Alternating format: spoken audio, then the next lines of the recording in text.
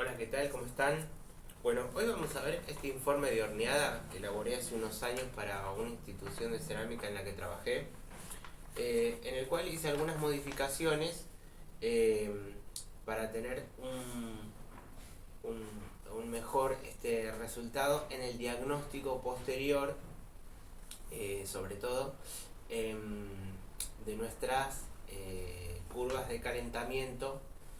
De enfriamiento no, por el momento, pero para todo lo que es la parte de la horneada. ¿Sí? Sabemos que la horneada es una curva de calentamiento y una curva de enfriamiento.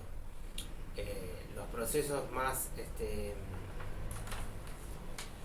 los procesos más importantes se elaboran cuando nosotros hacemos la curva de calentamiento, que es cuando se produce el bizcocho, cuando se maduran los esmaltes, etcétera. Entonces, por eso hacer un informe de horneada es tan importante eh, para nuestro trabajo, para mejorar la calidad de nuestra producción y también para reconocer la vida útil del horno, saber cómo reaccionar ante situaciones de emergencia durante la horneada. Así que les voy a pasar a explicar un poquito para los que no están eh, acostumbrados a realizar un informe de horneada, de cómo poder llenarla, ¿sí? Y sacar el máximo provecho de ella. Acá lo que tenemos es, bueno, en principio el número de horneada, el horno, si es que tenemos más de uno, el cono y la temperatura objetivo, ¿sí? Eh, no es una información muy difundida, por lo menos ese fue mi caso y el de gran parte de la camada con la que nos recibimos, que la temperatura de un cono no es fija con respecto al número de conos, ¿sí? Eso eh, tiene que ver con la velocidad de calentamiento en determinada instancia de la horneada, cuando ya el cono empieza a trabajar para doblarse. Entonces, esa velocidad de calentamiento es la que nos va a decir la temperatura. Hay tres temperaturas en base a tres curvas de calentamiento distintas para cada número de cono, pero eso ya lo veremos más adelante. Acá podremos poner la temperatura ideal de que corresponde a cada cono, ¿sí? En esta parte tenemos la grilla de encendido y apagado, ¿sí? Con hora y temperatura. En el caso de que hagamos a ver si se ve mejor acá, en el caso de que hagamos una horneada de modo manual, sin programador, para mí es importante saber hacerla de modo manual, porque ahí uno genera una relación con el horno y empezás a conocer tu horno, ¿sí? Saber dónde pierde temperatura, si en alguna temperatura se cuesta que suba, si hay que cambiarle la potencia para que siga subiendo. Entonces, seguir el proceso de la horneada es muy importante para saber cómo funciona nuestro horno y para sacarle, bueno, como ya les decía, el mayor provecho y poder hornear cada vez mejor. Y reconocer si en algún momento empieza a haber algún tipo de falla, poder reconocer el momento justo. Eso lo tenemos si hacemos un seguimiento de cómo trabaja nuestro horno. Acá, bueno, vamos a ingresar la hora de encendido y apagado, ¿sí? de cada ciclo, ¿sí? Observaciones que pueden llegar a ser diferentes ruidos, otro tipo de situaciones, corte de luz, cuánto tiempo se cortó la luz. Han habido en algunos grupos muchas consultas sobre cortes de luz en medio de una horneada, y de pronto, bueno, en total emergencia se contactan con sus colegas y les preguntan qué puedo hacer, qué sé yo, y si nadie lee tu mensaje, vos estás a la deriva sin saber qué hacer. En cambio, si vos sabés hornear y tenés en cuenta qué es lo que está pasando a cada temperatura dentro de tu horno, vas a poder tomar decisiones de manera totalmente independiente y criteriosas. Eso te lo da la experiencia de hornear de modo manual y bueno, y un número de horneadas importante. En esta parte tenemos un apéndice gráfico, digamos, en el cual este círculo representa la mirilla de nuestro horno, donde va a estar ubicado el cono pirométrico, si trabajamos con cono. Es importante dibujar bien el inicio de la horneada, porque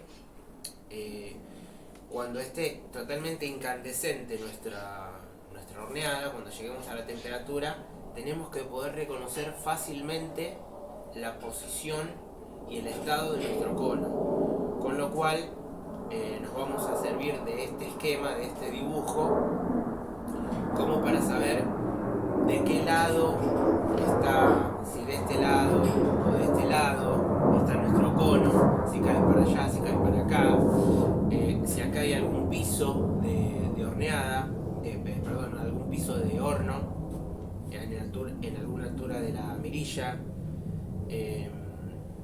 etcétera. Si es un cono autoportante o no, o un cono, no me acuerdo el nombre, recto creo que era. Y acá lo que dibujamos es la vista del cono al abrir el horno, ¿sí? ¿Cuál fue el estado de punteo de nuestro cono? Si quedó a medio puntear, punteado, planchado, fundido en algunos casos. Lo vamos a dibujar acá y vamos a tener registro del calor, porque el cono, no se olviden que no mide directamente la temperatura, mide el calor. El calor es la temperatura en relación con la masa, ¿sí? Es otro de los parámetros importantísimos de saber a la hora de hornear o encarar la cerámica, digamos. Entonces acá vamos a poder comparar el inicio y el fin de nuestra horneada en base al cono. En esta parte, sobre todo para los hornos de carga frontal, podemos realizar un esquema de los diferentes pisos de la horneada, donde se concentraba la mayor cantidad de piezas, si hay algunos pisos irregulares, pisos demasiado altos, zonas con demasiado aire, si hay alguna parte en que se acumulaba mucho calor, cómo estaban puestas las piezas. Es un esquema para tener en cuenta en caso de que ocurran accidentes, que se caigan algunos pisos, que se nos pase temperatura, se nos funda, lo que sea. Saber la estabilidad aproximada de nuestra carga. Luego acá tenemos unos datos del material de carga, ¿sí? Lo que son placas, pilares y otro tipo de material de carga, que pueden llegar a ser los puntos, algún tipo de ladrillo que uno utilice, algunas placas complementarias por si hay algunas piezas que se pueden fundir o gotear esmalte, la cantidad y el tipo. Y el tipo son para alta temperatura, baja temperatura. Bien, acá ya entramos en la parte de las conclusiones de nuestra horneada, ¿sí? Este es un informe que es doble faz, pero tiene dos caras, pero en esta primera cara ya tenemos muchísima información. Entonces, en esta parte final ya entramos en las conclusiones de nuestra horneada, ¿sí? Tenemos la hora de apagado, la temperatura de corte, el estado del cono, algo similar, redundante a estos dos esquemas. Y acá vamos a poner los resultados de nuestra horneada. Acá nos explayamos escribiendo cuáles fueron nuestros objetivos, el resultado, más observaciones, ¿sí? Detalles a tener en cuenta, etcétera. Acá, bueno, tienen mi contacto para cualquier consulta. Y del otro lado tenemos este esquema de doble entrada, ¿sí? Que tenemos el tiempo y la temperatura. A medida que vamos tomando registro de la hora y el tiempo en esta planilla, a medida que vamos horneando, o si trabajamos por programador, podemos ir teniendo sucesivas mediciones. Acá lo escribimos y acá lo graficamos. Se me cayó. Acá lo graficamos llegando a la intersección de horas y de temperatura. Con los diferentes puntos de nuestras mediciones vamos a poder elaborar la curva de horneado, ¿sí? Va a ser una curva de calentamiento para allá, ¿sí? En la que, bueno, vamos a poder ver a golpe de vista cómo fue nuestro calentamiento, para compararlo con los otros informes que tengamos. Acá en esta parte hay una parte de información general, es muy general de información que tiene, casi diría para principiantes, pero lo obvio nunca está de más, ¿sí?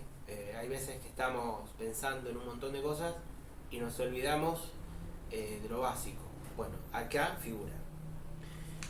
Tenemos un listado de las diferentes temperaturas en las que van sucediendo los procesos. Esto es un proceso completo, ¿sí? No es que llega una temperatura y ya se generó. Se va generando todo a la par. Pero hay temperaturas críticas y temperaturas de inicio y de finales de procesos. Eso figura acá, en una generalidad, digamos. Está la parte del temple, está la parte del cambio cristalino del cuarzo, está la parte de la eliminación de gases de carbono, ¿sí? Eso es importantísimo porque trae muchos problemas de burbujeado, que es a partir de los 800 grados, el cierre de la puerta, el cierre de la tobera, la temperatura de llegada según tu objetivo, que a los 950 grados ya se lo considera un bizcocho, ya a partir de ahí ya tenés bizcocho, y la salvedad de no abrirlo antes de tiempo, ¿sí? Porque la curva de enfriado también tiene que ser protegida. Yo sé que estamos todos muy ansiosos, estamos todos muy acelerados por terminar nuestro trabajo, por entregar pedidos, pero el choque térmico muchas veces no perdona. Entonces tenemos que tener en cuenta que para realizar buenos productos tenemos que tener en cuenta no abrir el horno antes de tiempo. Bueno, eso figura acá. Bueno, también mi contacto. Así que bueno, espero que les haya gustado. Cualquier cosa me consultan. Esto va a estar disponible gratuitamente para quien me lo quiera pedir. Se los voy a mandar por mail, así que me pueden contactar por cualquiera de mis redes y bueno, me lo piden y yo se los mando.